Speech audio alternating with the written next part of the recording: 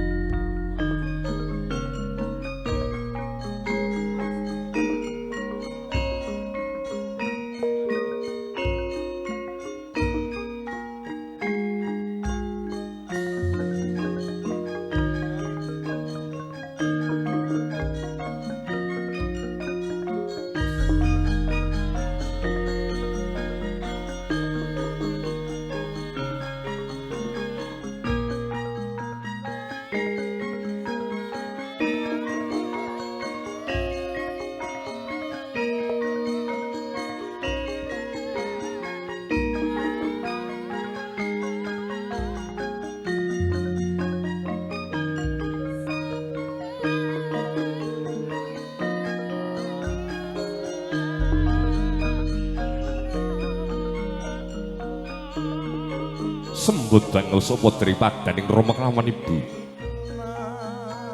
Mijil pangunan dikaniri penganten sarembit dene lampung to kawedaring kondo. Kirang langkung mekaten aturipun penganten sarembit. Duh Rama sarta Ibu. Ingkang putra sarembit sowan sepisan ngaturaken sungkem pangabekti katur Rama sarta Ibu kekalih-kalihipun. Jangkep aturing angga kalingkang putra sarembit ngaturaken sedaya kalapatan ingkang kula sandhang wiwit timur ngantos dewasa iwa semanten. Nganggona kepara ndodho estu kanalepat mugi diagung yaksama Rama lan Ibu. Jangkep aturing angga rika ingkang putra sarembit kepareng badhe nyuwun tambahing donga pangestu mugi anggen kula jejedhuan sakon temak manggih jodho ingkang sejati. Sejatining jodoh Rama lan Ibu ngger putraku sarembit jeneng-jeneng aturke sungkem pangabekti mring wong tumawaku lan ibumu sendak nampa gawe gedhe ning atiku ya ngger jeneng-jeneng nyuwun pangapura sendak apura tiba sepadha-padha dosa luput ora dumunung kang rama kang wis tuwa kaya aku lan ibumu ya akeh dosa lan lupute mula ya wenehna pangapura ya ngger anjering sira nyuwun pangestu sendak pangestune muga pangestune wong tuamu temah bisu ndayan nggonmu bebrayan tundane bisa mangun keluarga kang rinancang kebak rahmat taufik hidayah lan inayah tundane bisa mangun keluarga kang sakinah mawaddah warahmah ngger putraku sarembit rino kelawan mengintik sesuwuning panguwasaning Gusti Kang Maha Mirah. Muga sira sakloron daya-daya pinarengan tangsule katresnan. Peputra kang saleh lan saleh kabebrayan ngono kuwi. Tambara tresnasih mat sinamadan. Linambara sabar narima sing prasaja ing kono yekti bakal nedha ngaloko gapuraning kamulyan. Luwi-luwi sira ngger putraku bagus Aang Watolah.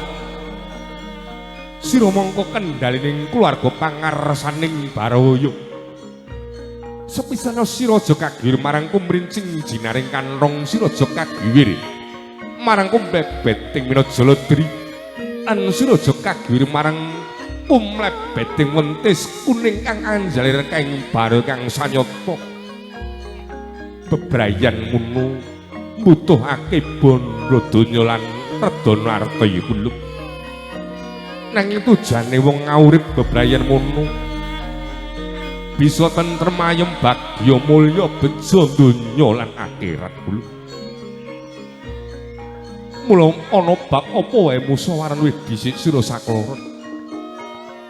Tresnan ana gematen ana bojomu ya Guluk. Yekti ing purba bakal ngedha ngalila purgapuran ing kamulyan cukup semiti kajeng wong tuwa marang sira. Ono kula bali lungguh. Duga-duga tiga ngati-ati aja kongsi lali ya Guluk. Sinegek kang winersita pinunggel ngamur weng kawi.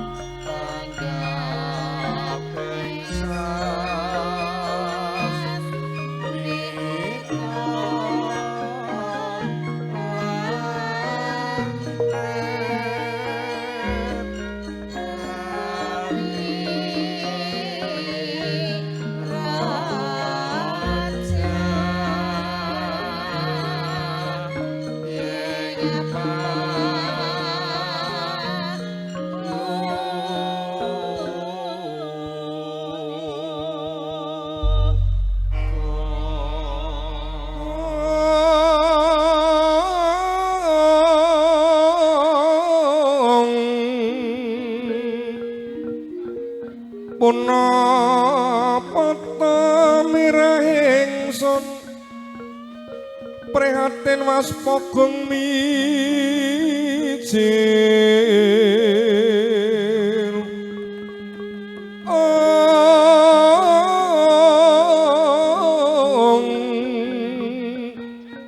tuhu dahatan mokaryo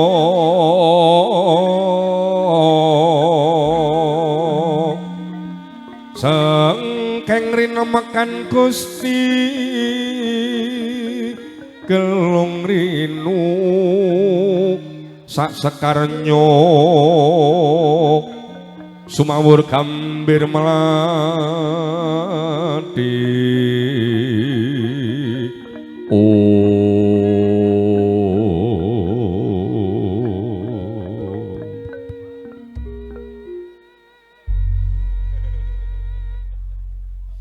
para tamu kagung sarta biasa dibudi untuk dikelajengake lumantar ing toto curatur mangayu badya juru satur panuwun ambalan saking keparipun Bu Triyono Ibu Suyatmi ingkang hamugati sarimbit estu bombo mongkok birawaning wardoyo. Bu Triyono Ibu Suyatmi dupi nampi rawuh para tamu sadher wonten kalodhan siang menika ngantos-ngantos Bu Triyono sarimbit boten kaduga kuwi matur piyambak ngarsa para tamu sadher kanthi menika siang kalenggan ngersaya ingkang tuhu bineten Ibu Lurah di Sambuntar nggih Ibu Nurul Andriastuti monggo pangarsane pamarentah wonten ing Desa Buntar ingkang asun ngaturaken singkati panuwun ambalan katur para tamu sadherem jumenengipun Ibu Lurah Nurul Andriastuti kapit Ibu Tuti Maimunah so Ibu Endang Kartini jengkaripun Ibu Lurah lamun jrondol kadhiyup prames warini nata ing Mataram.